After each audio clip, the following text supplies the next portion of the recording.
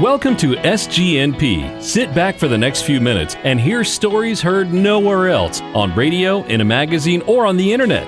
We're the audible voice of gospel music. Our sole purpose at SGNP is to inspire, edify, encourage, and entertain.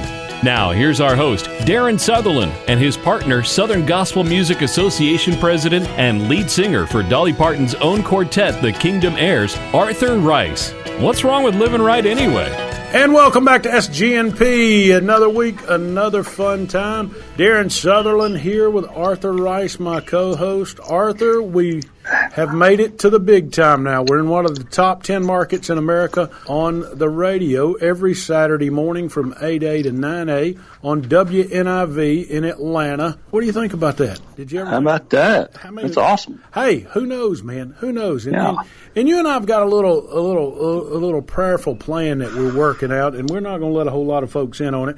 We're just going to keep it rolling and keep things going. You think that'll be okay? Yeah, right. Absolutely. Cool. Absolutely. The cool thing about this is, I grew up in kind of the latter part of radio days, really. Well, and it's coming full circle, and we're back at it again. So it's cool. Anybody that wants to find us, Arthur, they can find us. We're real easy to find. They can go on Facebook, Southern Gospel News Podcast, and right now on our Facebook page, we're doing a 10-day of giving where we're giving away a different prize every single day for the next 10 days. All you got to do is go in there and enter, and we pick somebody different every single day. You can go on Instagram, Southern Gospel News Podcast on Instagram, or you can go on Twitter to SGN Podcast and find us there. The Kingdom Heirs, you guys are off at Dollywood, but you're working. You're in the studio today, aren't you? Yeah, we're cutting tracks for a new album. So if you hear music coming in the background, or if I have to duck out, you'll understand why. So what does tell us real briefly? What does that entail? I tell you, it's once you the hardest part's finding the songs, picking the songs. Yeah. And we're so fortunate. Over the years, we've got some great writers sending us music, and we almost get too much great music. But it's like going through and you got favorites, and it's tough to pick nowadays. But it's a lot of fun, and we come in, and of course, we go through the arrangements and that sort of thing, and sit down and we let the musicians have it, man. And they just go to town. We just, they're just great players, and we just have fun. Let me ask you this question real quick. And I've never asked nobody this question, but I'm kind of curious. So the Kingdom Heirs go to the studio. Who within the Kingdom Heirs decides what you're going to do? You, Steve? I mean, who picks the songs? I get most of the songs. Yeah. And for this album, I probably had 70 songs on hold.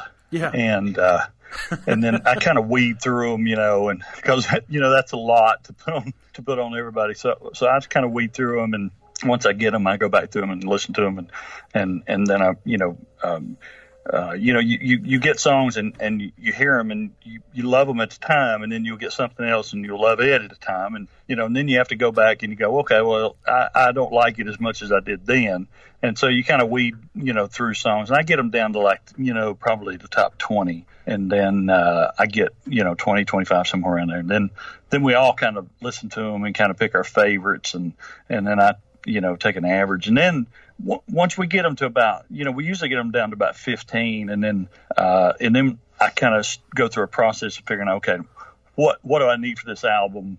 I need a opener for the album. I need a ballad. I need up tempo. I need a slow. And it's kind of a process of going through picking the songs. When you start doing that, it's a little easier weeding songs out, because then you get in a thing of, well, this song sounds like this one, or this one is not exactly what I'm looking for, it doesn't fit the album, or that sort of thing. And so they weed pretty good then. Okay. But it's so that's kind of how that goes. I'm going to stop you right there, and I'm going to let you confess something right here to all the listeners all across the world. Okay. Has there ever been a song you missed on that you probably should have said, let's do it, and the Kingdom Heirs didn't do it, and another group did it, and it turned out to be a hit? Actually, yeah, and it's actually recently, and that's kind of a, it's easy to say that. It's easy to say, boy, I missed that song, but it may not have been the hit for us that it is for for that group. Yeah. That's like Greater Vision. Rodney sent me their number one song. It just went number one here. Yeah. I think a couple of months ago, he sent that to me, and I passed on it. But it wasn't us at the time. It just didn't fit the album, or it didn't. I didn't feel like it was us. But it was them, and so it did good for them. So it probably did better for them than it probably would have us. Another one I passed on. It went number one for the Perrys. So, but what was the song? Can you tell me? Trying to remember the name of it. They all run together, I'm sure. I know they do. I can't remember the name of it now. I'm catching you off guard. I've got so many songs in my head now. I couldn't tell you what I've even cut. I totally get it. Is it an art at picking songs? Is there one person that you've known in your lifetime that could pick a hit better than others? Yeah, it really is, and radio is a weird duck. I mean, it's really hard to figure out, right? Because you something will go over live, and you'll think, okay, this will be great for radio. You send it to radio, and it's a flop. And then we've had a couple of songs that we've sent to radio that have done incredible, but when you do them live, they just kind of sit there. They really don't. It's weird. It's the listener for radio is sometimes different for audiences. And I'll go back to when I was with the Kingsman days. We almost every number one song Gold City had, we passed on when we were. Hamill passed on. Did Hamill pass on Midnight Cry? Go ahead and throw that out there. Could you have been the lead singer on Midnight Cry? I'm not sure. I can't remember if we got that one. But most of those fast songs, like John Saw and all those, really? Those fast songs that we passed on. But we didn't have that feel. They had kind of that Church of God, Pentecostal feel to it. We didn't have that. Yeah. And so y'all were a bunch of fat Baptists. Yeah, exactly. Yeah, exactly. And we didn't have that. So it probably wouldn't have done good for us. Hey folks, if you're listening to us for the first time on radio, thank you. You can listen to us 24/7 wherever you download podcasts, on your iTunes device, on your Apple device, Stitcher, wherever you find podcasts. If you would be so kind to listen and subscribe and leave a remark in the remarks setting. We started this in April. We've had over 150,000 downloads. And now we're in new markets and radio markets all across the country. And we thank you for listening on radio. But you can listen to us on podcast 24/7, 7 days a week, whether it's 3 o'clock in the morning or 3 o'clock at night. We're going to take a break right here, pay some bills, but we're coming back with our special guest today. And you're going to be excited. Lauren Talley's going to join us. Lauren with the Talley Trio, great singer, and she's got a lot to say, no doubt. Right here on SGNP. Once again, I want to stop for just a moment and thank my friend Mike Lindell and the fine folks over at MyPillow and MyPillow.com.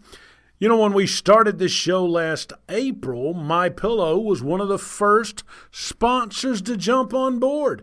And since, I guess, May, I've been sleeping on a MyPillow. And tell you the truth, I sleep rather well. My wife looks at me sometimes and she tries to steal my pillow from my pillow. And I try to steal her pillow from my pillow, and we just make a mess of things. I'm sure that happens in your house too. Well, whether you're married, you're single, you're going to love my pillow no matter where you sleep or who you sleep with. You're just going to love my pillow. So right now they got a 4-pack special that they're offering with free shipping and a money-back guarantee through March of 2019. That's right, a money-back guarantee through March of 2019. Give them a call today, 1-800-544-8939, 1-800-544-8939. How much is your sleep at night worth to you? They'll advise you on what kind to buy. Based on what your weight, your bed size, do you use a feather pillow, whatever kind of pillow you use, their sleep experts can help you. 1-800-544-8939. They know how to make it work and make it work well. And always when you call, use that special offer code SGNP. Make sure you use that offer code so we can get credit for it and they'll know where you came from. Recently I started working out a lot, and I went to a specialty running store to help me find some good shoes because the shoes I had were hurting my feet. Quite frankly, folks, if you're having trouble sleeping, MyPillow's the folks you need to call. Once again, 1-800-544-8939. Free shipping and a money-back guarantee through March of 2019. Always use the code SGNP or go online to MyPillow.com. MyPillow.com, but just use that code SGNP. And hey, thanks for being a part of SGNP MyPillow. Somebody ought to testify. Oh, somebody ought to testify. For God I'll live, for God I'll die.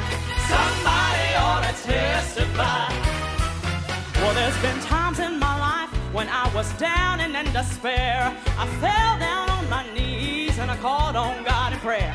Thanked Him for His blessings and named them one by one. But most of all, I thank you, Lord, for all you've done. Hey, somebody ought to testify. Oh, somebody ought to testify. I said, for God I'll live, for God I'll die. Somebody ought to testify. Well, the Hebrew boys can testify how God took out the heat in the fiery fire. Well, come here, Daniel, what do you have to say? The lions were made pillows for my head to lay. Somebody ought to testify. Oh, somebody ought to testify. I said, for God I'll live, for God I'll die. Well, somebody ought to testify. Oh, tell him it's a goodness. Come on and testify. If God's been good to you, you ought to testify. Can I get a witness? Get up. Somebody shout glory. Hi, I'm Karen Peck Gooch with Karen Peck and the River, and you're listening to the best in gospel music right here on SGNP. Well, you heard a little bit on SGNP this morning of Somebody Ought to Testify by Lauren Talley. She's our guest today on SGNP. And also want you to know, folks, if you've got any questions, call our number. And don't act like it's long distance like it used to be to call from one county to another. Call us on our Google hotline. Leave us a message at 615-763-3862, 615-763-3862. You can always, like I said before the break, find us on Facebook, on Instagram, or Twitter. We're not that hard to find. And we got a few followers, including Arthur Rice himself. Arthur, Yeah. we got one of your buddies coming on today. We just heard her sing that great song, Somebody Ought to Testify. Lauren Talley. Lauren, how you doing? I'm doing great, guys. How are you all? Doing good. Doing good. Fantastic. Okay, let's get real for just a second. I'm going to throw the hard question out there to start this thing off on the right note. Is that fine, Lauren? Is that fine with you, Arthur? Yep. I don't think I have a choice at this point. So No, I'm just gonna buckle up to the best. you've done jumped into the swamp. If you were invited to the White House, would you be mad if they served Burger King, McDonald's, and Wendy's? Heck yes, I would. And here's the reason why. Go ahead. I know good and well that the president has more than enough money to get any kind of food that he wants. Now, if it were just me, yeah, I'd want something a little more than fast food. But now when you're feeding an entire football team, them boys eat a lot. So Yeah. now I can kind of see the logic there that you would want to go for fast food there. But yeah, if I'm coming by myself, yeah, Donald, you need to pony up some better food. But now if he had Chick-fil-A, I would not be mad about that. I would settle for Crystal. I like Crystal better than McDonald's, Burger King, or Wendy's. I mean, I guess I'm just country like Oh, that. man. I love gut bombs. But see, with Crystal, you play now and you pay later, so you got to be careful with that. Arthur, what do you think? Would you be happy with fast food at the White House? I don't care. I really don't. I Oh, hate Lord, to- Arthur, are you one of those people that never cares about where he goes to eat? I really don't. I really don't. See, on our bus, on the Talley bus, I have to always decide where we're going to go eat lunch because no one else wants to make the decision. You're and the if I don't tiebreaker. say, okay, let's go, yeah, if no one else will decide, I have to be the one that says, okay, why don't we go here? Nah, I don't know. We'll go around endlessly like that forever. So somebody just make a decision. It's all right. Well, that's a family thing, though, I think. Our family's the same way, my Lord. But they always say that women are the ones that never decide where to go eat. That's not the case with me. When it comes to food, I almost always have an opinion. Lauren, you've traveled and sang gospel music, I'm going to just say, since the womb, so to speak, with your mom and your Pretty dad. much, yeah. Yeah, you've been around. Not too long after that. Yeah, you've been around it all your life. You've seen it from a different perspective. There's only a few of you out there that's seen it in this light. I mean, from the time you were brought in on this earth, I can think of just a few right off the top of my head. You know, the Hopper's daughter, Eli Fortner, for instance, and a few others. Mm-hmm. What is that like? Well, that's always a hard question to answer because I don't really have anything to compare it to. Yeah. That seems perfectly normal to me because, as you said, I have grown up traveling and singing for most all of my life. When the Talleys first started as a group, I was 1 year old, and my family always took me on the road with them. There was a period of about 3 years in the early 90s when my parents took a sabbatical and came off the road for about 3 years, and we spent that time at home as a family and did different things. But it was really during that time that the Lord began to show me that he had a unique calling on my life that was all my own, and started kind of showing me a little bit about what that might be. And so it is really hard for me to describe what it's like to people who have not experienced that, because that's my normal. Getting on the road every week is my normal. Now, I will say this. A lot of people also ask, how does a family travel on a bus every week together and not kill each other? Yeah. Are a very much normal family in that sense that, you know, we have our little times when we, you know, get a little aggravated with each other or wherever, and everybody has to go to their own corner and hide for a while and do their own thing for a while, and then, you know, everything's okay after that. When we're at home during the week, when we're not on the road, we don't see as much of each other because we're all, you know, we don't live together. We're all going off and doing our own thing. And so when we come back on the road on the weekends, that's our time really to catch up and, you know, what did you do this week and that sort of thing. So having that balance of time together and time away from each other to, you know, each have their own life and do their own thing, I think helps a lot with that. Arthur? Yeah, I know, I understand. You know, that's kind of like when I came off the road and started, you know, doing the Dollywood thing. You know, when I started and before I started, you know, a lot of people didn't understand exactly what we did, and then you get a different taste of it. And you know, when you're on the road, there's no end to it. I mean, you don't go, well, there's you know, it's coming to an end. When we're on the road, the few months that, you know, the few weekends that we're out now, you know, we know that it's going to come to an end, and then we kind of get to settle back into, you know, life. And then, of course, when we started, is that a big adjustment for you? You know, it is. It really is. The road life is, because you know, we get so used to being home, being with our families. We get to go to ball games. We get to, you know, experience life and still do what we love to do. And then, you know, when we started doing that October thing, and everybody kind of came to our home and they saw exactly what we did, they thought, oh, this is the ultimate job, and it really is. Yeah. Lauren, well, it is a go ahead. Great job, but I'll tell you, Arthur, I have gained a new respect for you all and what you do.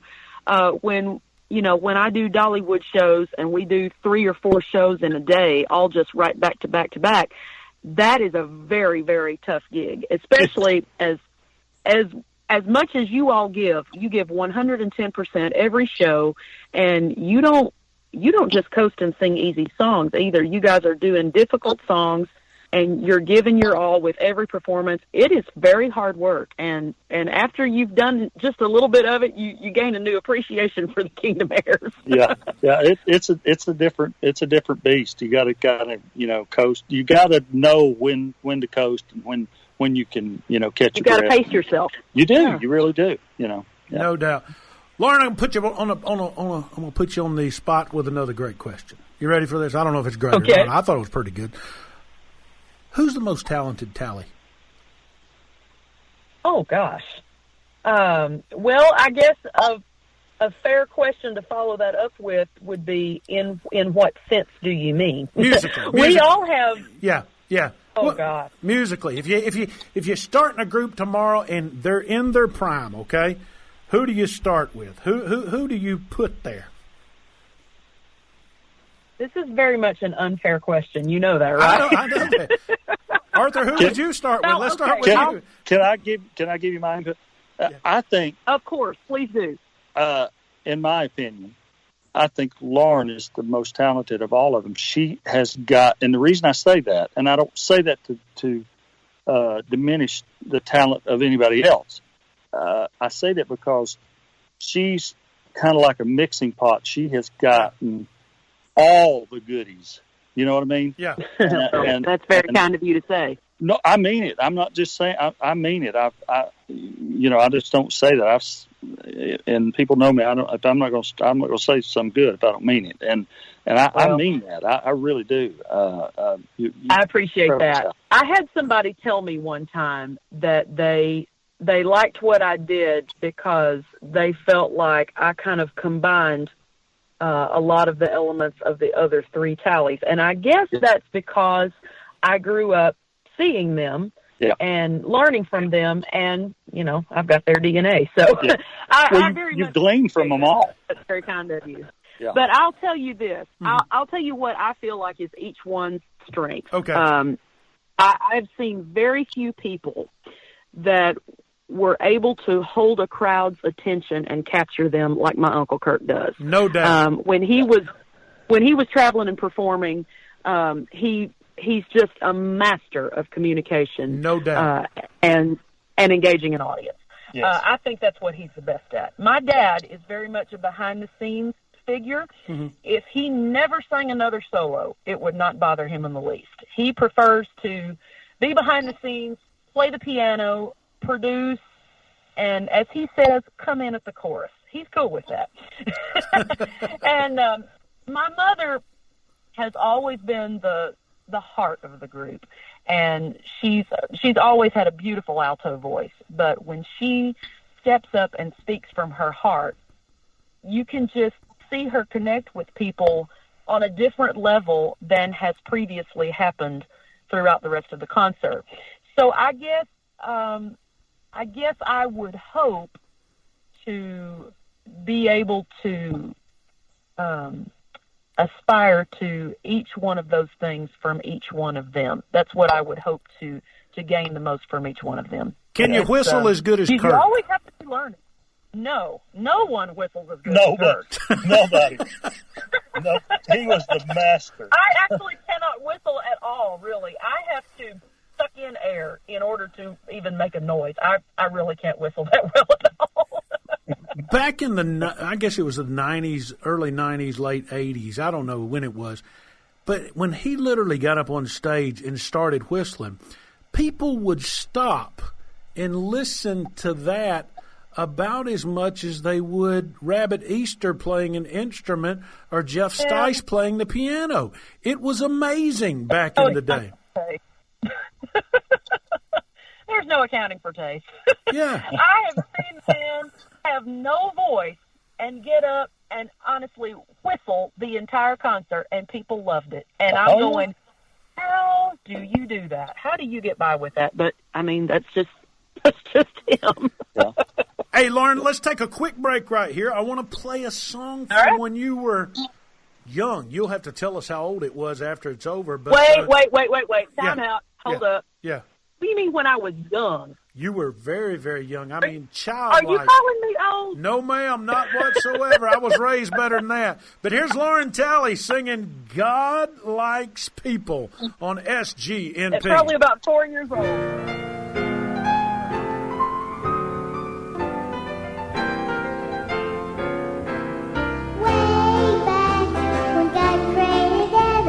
Took the clay in his hands. He didn't set out to make an angel. He wanted to make a man. Made him a wife and called her Eve, and he gave him a job to do. Said multiply a ones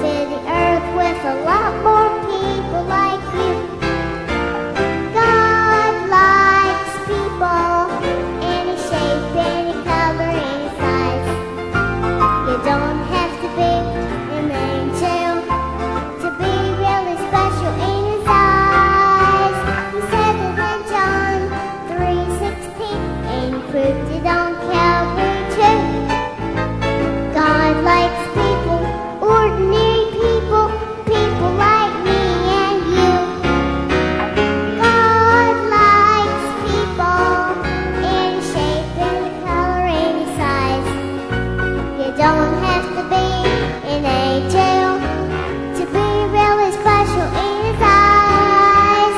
He said it in John 3:16, and he proved it on Calvary too. God likes people, ordinary people, people like me and you. For the past 8 years, I have drove a Kia Sorento. That's right, folks, a Kia Sorento built right here in the good old USA, West Point, Georgia. But honestly, you've got a choice when you buy a Kia, and there's dealers all around. I trust my friends at Carriage Kia in Woodstock, Georgia, Gainesville, Georgia, and Tuscaloosa, Alabama at their affiliate Julio Jones Kia. You can't get a better deal than what you can from Carriage Kia. So do me a favor. If you love gospel music and you love SGNP, go online, check them out.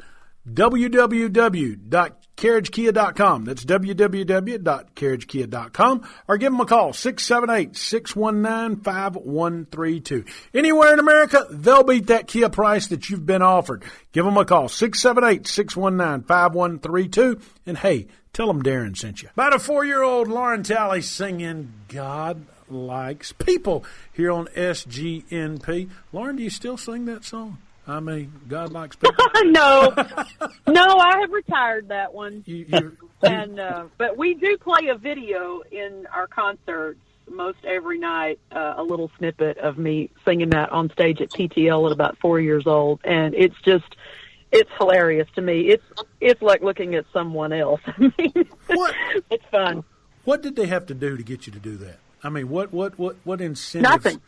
No Cabbage Patch Kids, no new Barbies, no new big I had hair quite a few of those growing up. But yeah. When I was 2 years old, as I've been told, I don't remember this, but when I was 2 years old, I got away from the babysitter one night, and I ran up onto the stage in the middle of a song, and I just stood there until they were done singing, and then Kirk looked down at me and said, "What do you want?" And I said, "I want to sing." And amazingly, they let me sing. I think it was probably Amazing Grace or Victory in Jesus or something like that. And after that, it was just kind of a regular thing. I would come up and sing a little song and quote a scripture, and I did that for my entire childhood until the Talleys came off the road in 1992. That was just a regular thing. So, yeah, they didn't have to prod me to do that at all. As a matter of fact, there were probably times when, Mom and Dad might have thought it was getting to be a little too much at times, but no, they would never push me to do anything like that. It was something that Mom and Dad did, so I just figured I'd do it too. No doubt. Well, you had a love for it. You had, I did. I really did. You grew a love. I always have. Yeah. Now, let's move outside of gospel music, because we hear this over and over, and Arthur knows this. When you're not singing, let's face it, when you're off the road, sometimes the last thing, Lauren, you want to talk about or you want to be involved in is gospel music, because even though it's your life and you love it, you spend 4 or 5 days a week doing it, plus recording and handling the business on the days you're off and all this other stuff. What does Lauren Talley enjoy outside of gospel music? Oh, gosh, lots of things. I'm a huge sports fan, as a lot of people know. If it's University of Tennessee sports, I'm probably watching it. I have season tickets to the Lady Vols basketball games. Yeah. And the men Vols are doing awesome this year. I feel like we've got a Final Four run in us. Don't quote me on that, but I'm feeling good about it. There you go. So yeah, I'm into all of that. I'm always watching sports. On Sunday afternoons, we've got the NFL on the bus, and so I'm probably watching sports, or I'm writing. I write a column for the Singing News every month called the Timothy Chronicles, and I write features for them also. I do lots of solo work. I do lots of solo concerts, and I am working on 2 new records right now, one all hymns and one worship. So that's taking up a lot of the time these days right now. I actually came from the studio this morning. I laid down a couple of songs this morning, and I do backup sessions, and I produce other people. I do lots of different things outside of the Talleys. So, but yeah, my biggest hobby is probably cooking, watching sports, just ordinary, normal stuff. I'm a huge foodie.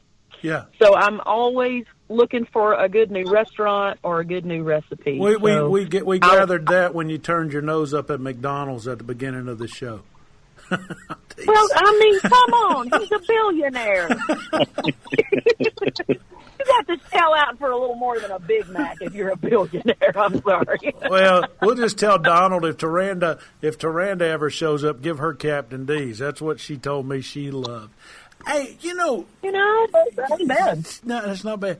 Hey, we're all human, Lauren. We're all human, and we all walk different walks, and we all, when people see you on stage, they said that's that beautiful lady up there singing that's grown up in the business. And she's never had a problem. She's never had a heartache because guess what? She wears pretty dresses or pretty outfits, and her hair's always fixed perfect, and her makeup's done right, and all these people are hugging her, telling her how much they love her, and she's doing records and DVDs and singing on the Gaither videos and this, that, and another. But is it all like that all the time? I mean, we all hurt and we all go through stuff. It's never like that. Are you kidding me? Right. What you see on stage is not indicative of real life, ever. It's a shiny image that we put forth for an hour and a half, 2 hours a night, because when you come in to a concert, you don't want to be reminded of your own problems. And so it's not fair to the audience for me to talk about mine during that time, unless I'm telling them how God accomplished something through those problems. Then it's useful. But for that amount of time, we're going to try to experience some good things rather than focus on negatives. But that's not real life. That's not what it's like when I go home. When I go home, I'm wearing workout clothes, even though I don't work out. But I'm wearing stretchy pants and jeans and sneakers, and I'm just living life. And believe me, I definitely know what it's like to walk through hard times. I've been through things in my life that I never ever thought would happen to me. I've dealt with depression. I've dealt with anxiety. As a matter of fact, that's still very much an ongoing struggle for me. I know what it's like to have somebody walk out on you that you thought would always be there. I know what it's like to feel alone. We all go through those things in life when we feel confused and afraid and we don't understand what God is doing. But that I can tell you that everything you've ever heard about God really is true. He really is faithful, and He really does care about the things that we go through. And when we put those things in His hand, He recycles them into great things. That's what redemption is. He takes those things and makes them into something new. And I see evidence of that in my own life every day. And I've learned how to accept grace and experience grace, especially in the last few years. For a long time, I had this idea that God expected me to... I had the God helps those who help themselves theology. Yeah. And I had the idea that, He expected me to try hard and do better and, just keep earning and keep striving and be a quote-unquote good enough Christian. There is no such thing as a good enough Christian. We're all a bunch of sinners who need grace. And once I learned to accept that for myself, then I was able to stop focusing on what I did right or did wrong, and I learned how to accept grace, and that freed me up to start looking at other people's struggles and learning how to give grace to them too. Yeah, exactly. Yeah, because when you're young, you can go through that acceptance of grace and understand that, but you have to go through the struggles to understand how to give it. Yes. No doubt. Most definitely. We live in a culture where people are constantly, eyeballing you if you do this wrong or if you do that wrong or you go through this struggle or that struggle. When you're in the Southern gospel world and you're in that genre, unfortunately and fortunately, I guess, because of your name, anything that Lauren goes through may, and especially with the invention of the internet, may in fact get magnified bigger than what a normal person would experience.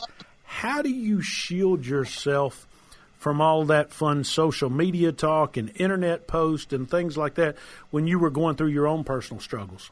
It's always been a fear of mine, honestly, to have the microscope focused on me, because I'm a very private person and I don't like talking about my struggles. Yeah. But sometimes you have to, and it's taken me a while to learn that, you know what, I don't have to share any more than what I choose to. It's, you know, I have ownership over, you know, what I want to share with people, and I feel like a little bit of what is the right word? A little bit of discernment in that area is definitely not a bad thing. Right. Sometimes I think we overshare, especially in the current culture of social media. Yeah. And it's like, it goes back to what I was talking about earlier. The stage and my public platform is not my therapy session. That's not the place to unload all of my problems, because then that puts all of the focus on me. That's not where I want the focus to be. When I stand on stage and sing or speak, I want people to know that I'm coming from a place of authenticity, and I can share enough to make that clear.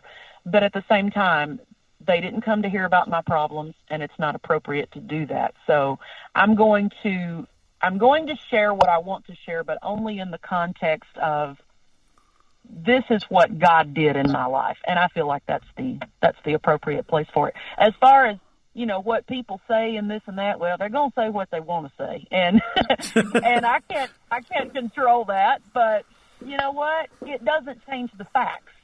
What people say does not change what is, and God knows what is, and you know, you just have to give all that to the Lord and put all that in His hand, and that's cool. Let the rest of the chips fall where they will. Yeah. That's cool. He'll do the sifting. Lauren, you sang a great song. We're going to segue into that. We're going to come back and talk about your love for other forms of music and some of your influences.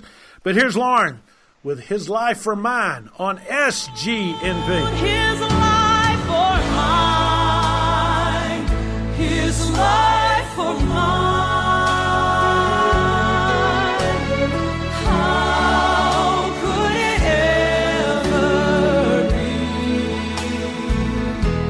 that He would die, God's Son would die to save a wretch like me? One love divine, He gave His life for mine. He was despised and rejected, stripped of His garment and oppressed. I am loved and accepted, and I wear a robe of righteousness. His life for mine, His life for mine. How could it ever be that He would die, God's Son would die to save a wretch like me,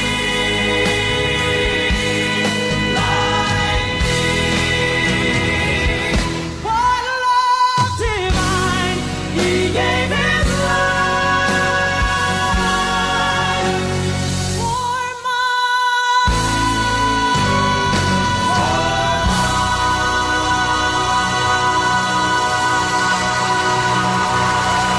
for Falls College in Toccoa Falls, Georgia. Since 1907, TFC, glorifying God through seeking and developing leaders who will impact the world for Jesus Christ. For more information on TFC, call 706-886-7299 or visit them online at tfc.edu.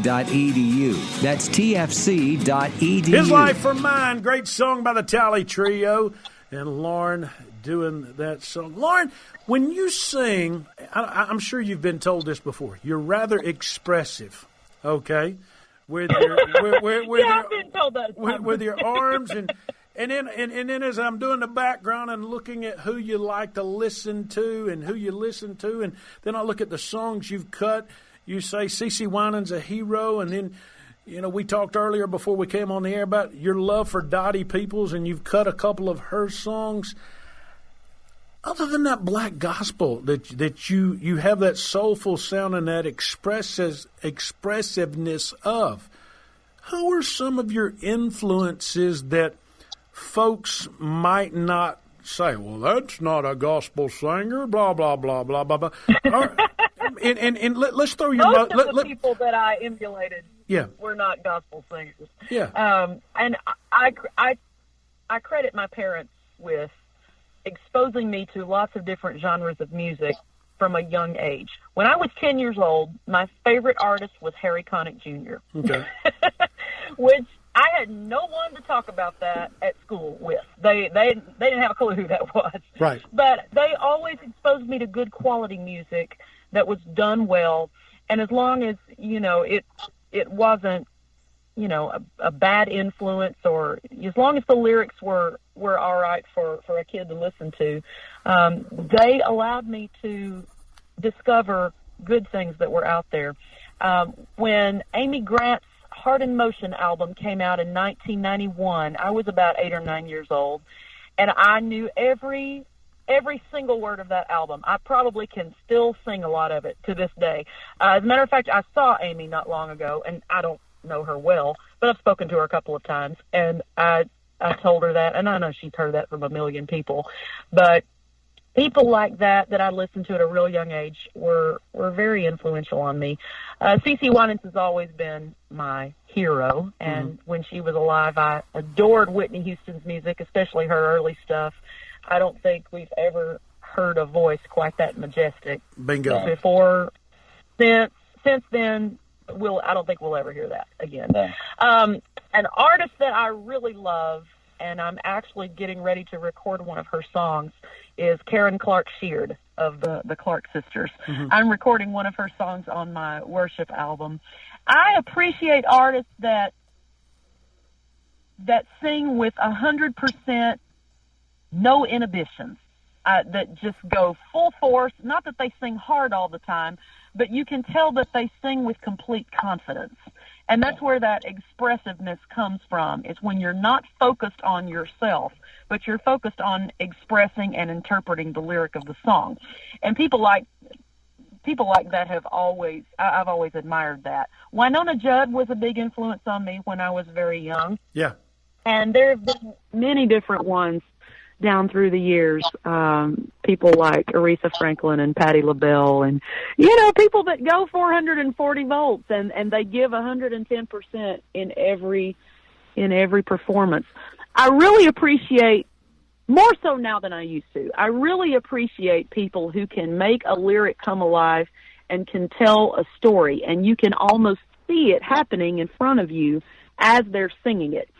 I've always tried to do that whenever I would sing that type of a song. People are very visual. They need visual cues sometimes to help them fully understand or appreciate the lyric of a song. And so as much visual aid as you can give a song to help people understand it, I think the better off you are as a communicator. Yeah. So, and I'll tell you, I really appreciate people like Arthur, who, I mean, he's all in. Every song you sing, Arthur, you're going to give it 110%. And I've never seen a singer with the stamina that you have. I don't know what I'm doing. Just, I just. Now, don't tell me that. I know better than Arthur, that. just go ahead and give us the last line of Place Where Hungry Are Fed. Go ahead real quick, right now. Right here on me. Well, you said something very. Have a 30-year career and sing like that and not know what you're doing. That just doesn't happen. Well, you said something right there that I love, because, and I think as an artist, when you yourself as an artist are visualizing that song in your mind, and that's the image that you want to project to the people when you sing that song. That's what you want them to see.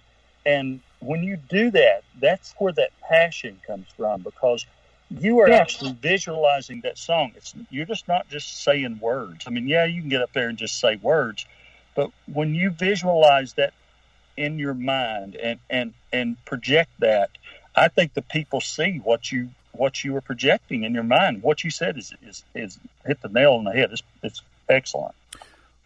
I think they do see it, because I have people tell me that they can see it, which helps them understand the lyric on a deeper level than they would if I were just standing there regurgitating words, as you said. And when I work with singers, when I work with groups or whatever, that's one thing that I try to get across to them. You cannot communicate a lyric to people if you are entirely focused on yourself. You have to get outside of yourself and get out of your comfort zone and put your fears aside so that you can just immerse yourself in that lyric and show that to other people. When you do that, you've taken the focus off of yourself and you've put it on the lyric of the song and the one that the song is about, which is the most important thing to me. You mentioned some great artists earlier, Patti LaBelle, I think you said, Aretha Franklin, Dottie Peoples, CeCe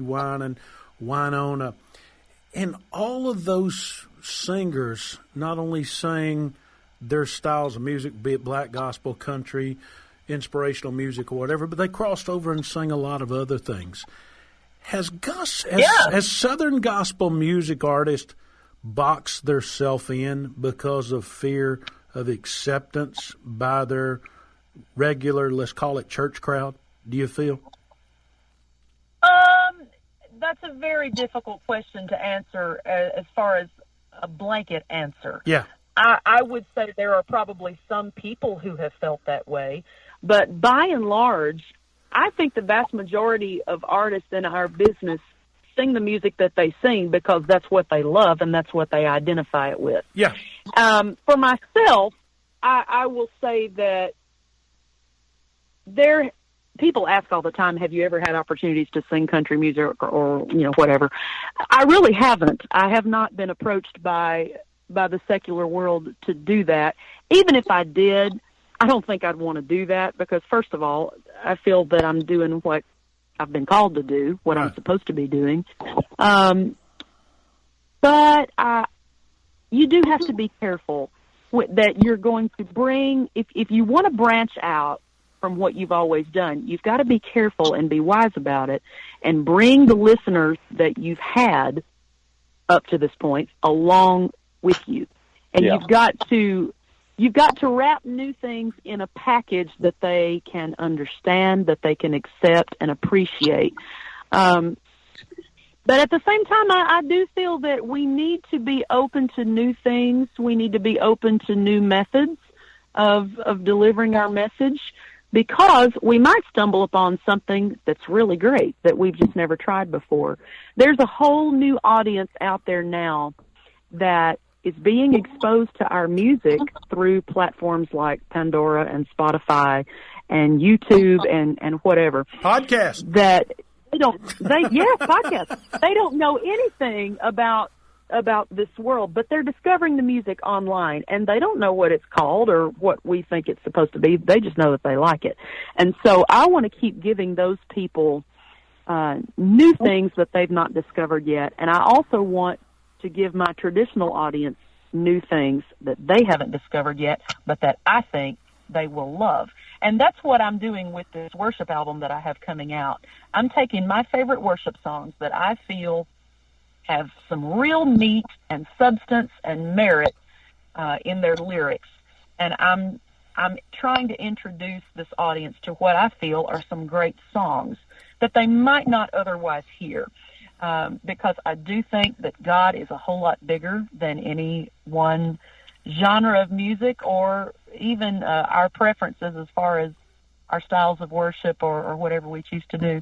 The kingdom of God's a whole lot bigger than just our neighborhood. Last question for you, Lauren, and we know you got to get out of here, and thank you so much for your time today. Oh, thanks for having me. Most underrated performer that you know in gospel music that people need to watch out for today and say, listen to them. Oh, they've got a message. You done said something when you said that. All right. Probably the greatest vocalist in gospel music that I know that a lot of people don't know yet would be Amber Epinette with 11th Hour. And you have not, now Arthur, you know, but most people have not heard a fraction of the talent that this girl has. She is a phenomenal vocalist. On the male side, I would say probably one of the most underrated male singers in our genre would be Bill Shivers with Brian Free and Assurance. Yeah. The man is a beast. He can sing every bit as high as Brian and big, strong, high notes. I mean, he's incredible. So those two would probably be my picks. Close us out and tell us where everybody can find you online and all your information and about your new projects and all that fun stuff. I'm everywhere online. I'm at laurentalley.com, facebook.com/Lauren Talley Music. I'm on Twitter and Instagram. Just type in Lauren Talley and you'll find me. But I'm everywhere, so look me up. All righty. Lauren, thank you for being so honest and coming on with Arthur and I, just having a good time. This has been fun. Oh, thanks for having me. I enjoyed it. Long, long time ago, my heart was burdened with sin. My head bowed down in sorrow. The devil had me trouble within. Well, I started out seeking salvation. I had a hard time resisting temptation, but I kept on searching till I found the King of Kings. Well, I kept on searching. I kept on searching till I found him. Kept on searching. I kept on searching till I found him. I kept on searching. I kept on searching till I found him. He changed my heart so I could live. Oh, it changed my mind.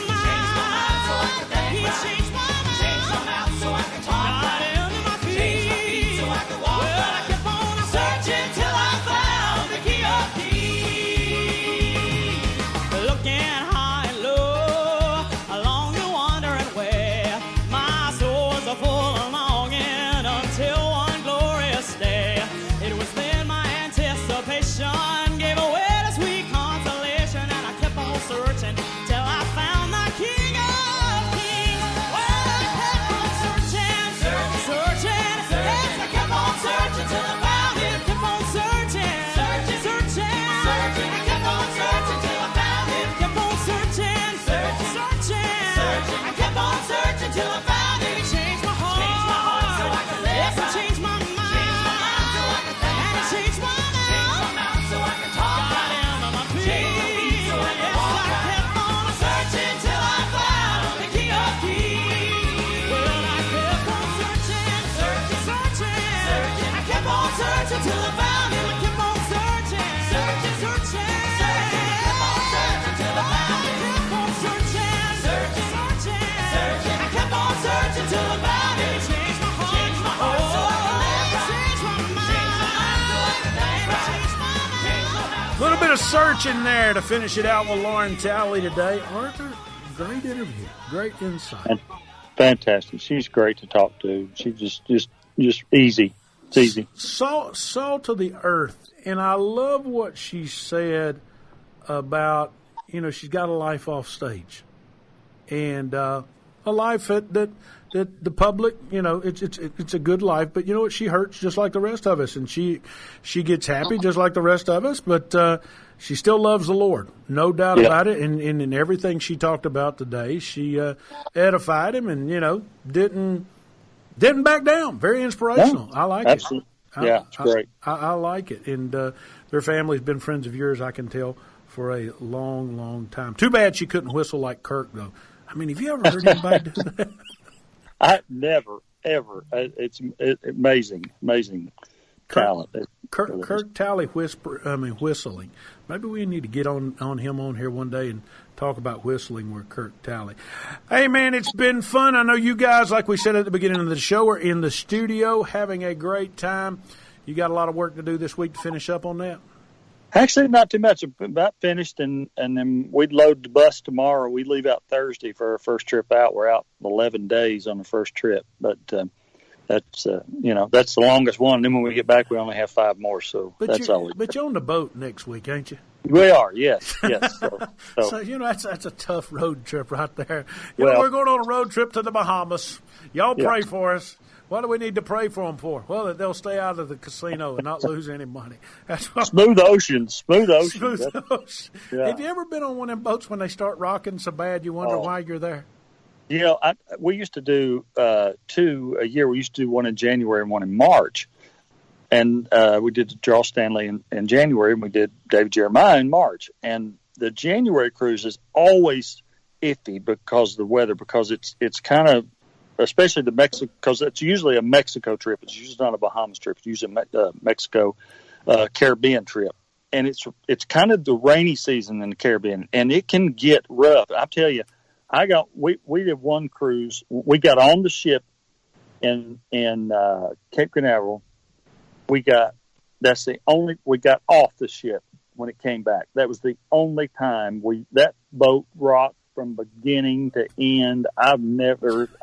It was horrible. You go to supper and there'd be like 5 people in there in the restroom. I mean, it was awful. We won't ask where the rest of them were. We'll leave that to the mind and the imagination of our folks. Hey, man, we're looking for Huey overboard. There we go. One last question before we get out of here. Arthur, what's wrong with living right anyway? Not one thing. Thank you, my friend. Have a good trip on the boat, and we'll see you next week on SGNP.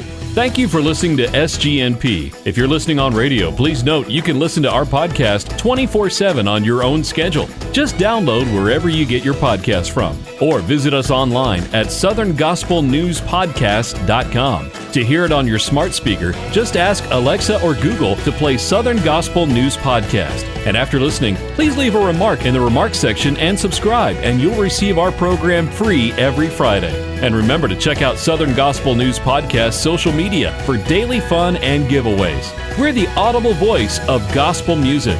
We look to uplift you every week. SGNP, where it's all about the gospel.